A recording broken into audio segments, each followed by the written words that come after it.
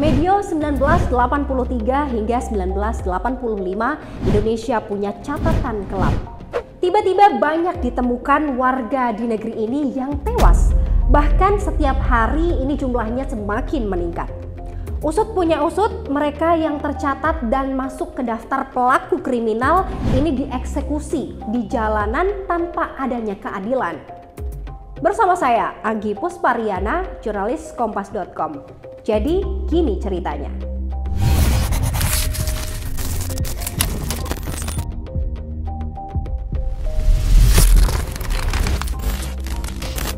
Preman, mereka yang mengganggu ketertiban umum, bahkan yang punya tato di tubuhnya saja diculik dan pulang tinggal nama. Kriminalitas pesat di masa itu, efek dari krisis ekonomi. Banyak masyarakat terjebak dalam kemiskinan dan kejahatan menjadi jalan keluar atau sekedar bertahan dari gempuran kemiskinan.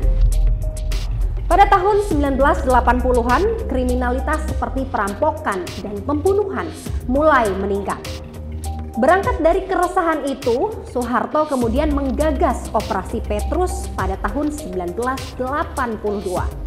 Dan operasinya dimulai pada tahun 1983 dengan nama resmi Operasi Pemberantasan Kejahatan atau OPK. Presiden Soeharto dalam autobiografinya, Pikiran, Ucapan, dan Tindakan Saya menjelaskan bahwa Petrus merupakan metode pendisiplinan kejahatan yang efektif. Petrus membawa efek jerah yang sangat nyata bagi para pelaku kejahatan. Para korban Petrus ini sengaja dibiarkan tergeletak di tengah jalan sebagai upaya shock terapi bagi para pelaku kejahatan. Yogyakarta dipilih jadi kota pertama dalam operasi ini. Operasi ini dilakukan oleh Garnisun Kodim 0734 Yogyakarta di bawah komando Letkol M. Hasbi. Mereka yang bertato dan berpenampilan seperti preman adalah target utama.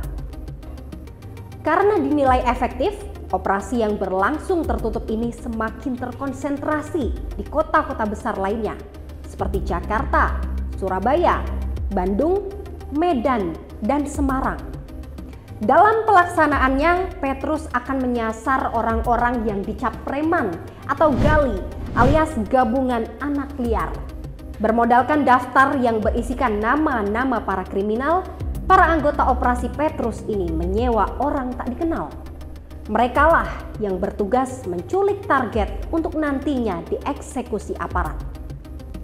Bukan hanya itu, cara eksekusi para pelaku kriminal ini dinilai juga sangat brutal. Ada yang langsung dibunuh di tempat atau bahkan disiksa terlebih dahulu. Namun yang jadi kesamaan adalah setelah dieksekusi, jenazah para kriminal itu digeletakkan begitu saja di tempat-tempat umum agar mampu menciptakan teror sekaligus ketakutan di lingkaran para kriminal. Menurut Komisi untuk Orang Hilang dan Korban Tindak Kekerasan atau Kontras, ada ratusan orang yang tewas dan luka-luka selama operasi Petrus ini. Pada tahun 1983, ada 532 orang tewas dan 367 tewas karena luka tembak.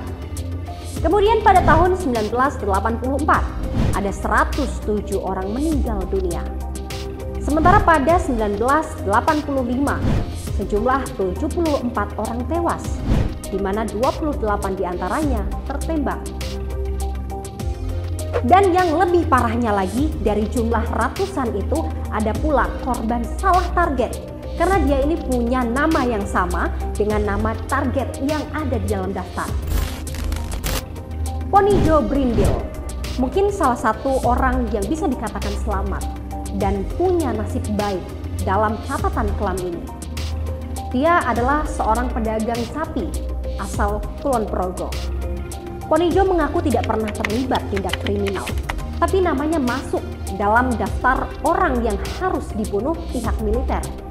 Ia mengetahui masuk dalam daftar usai kelurahan tempat ia tinggal mendapat surat yang berisi menyatakan Ponijo adalah gali di Sidoarjo. Meski merasa bukan sebagai pelaku kriminal, namun rasa takut tetap menghantui Ponijo. Dia pun akhirnya menyerahkan diri ke Kodim Yogyakarta.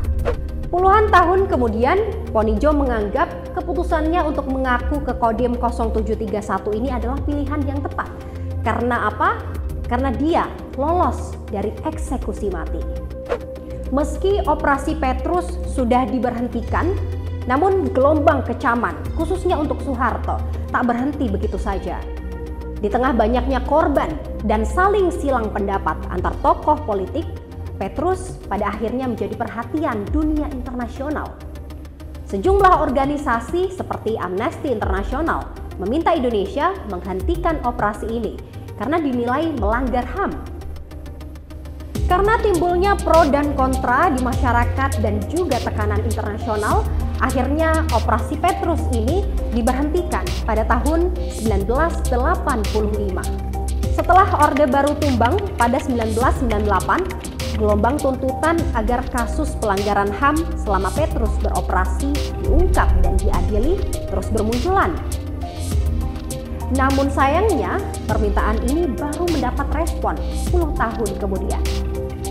Tepatnya pada 2008, tim ad hoc yang dibentuk Komnas HAM menemukan fakta bahwa total pelanggaran HAM dan korban dalam kasus Petrus jumlahnya mencapai 10.000 orang.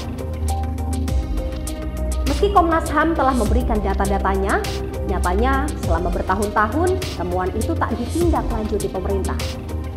Baru pada era Presiden Jokowi, pemerintah mengakui dan menyesalkan adanya 12 kasus pelanggaran HAM yang ada di masa lalu, termasuk salah satunya Petrus.